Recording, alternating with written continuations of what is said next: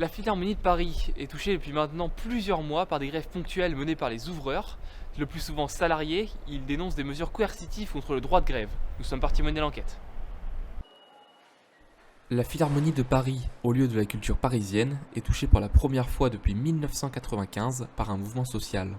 Cette grève, déclenchée par un licenciement considéré comme abusif, est menée par les ouvreurs. Ces étudiants ou jeunes précaires sont salariés de l'un des leaders de l'intérim pour le métier d'accueil, City One. Entre hausse des salaires, revalorisation du panier repas et amélioration du temps de travail, les revendications sont variées. Certaines ont déjà abouti après de premières négociations, mais le dialogue social est maintenant à l'arrêt, alors que la direction de City One semble sanctionner les salariés grévistes.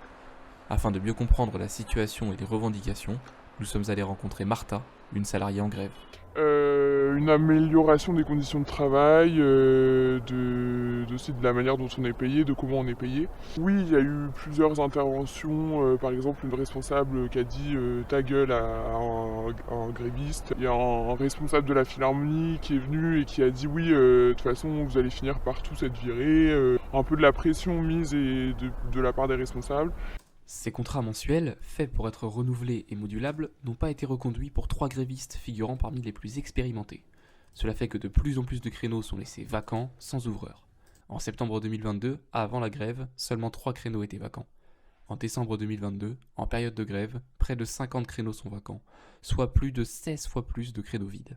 La direction de la Philharmonie parle d'un simple turnover, mais cela semble étrange puisqu'elle cherche à recruter à travers son sous-traitant, City One, pour combler ses trous. Comme le montrent ces messages, postés par un recruteur de City One pour la Philharmonie sur un groupe contenant de nombreux salariés dans le domaine des services. Il cherche en urgence des ouvreurs pour la Philharmonie de Paris.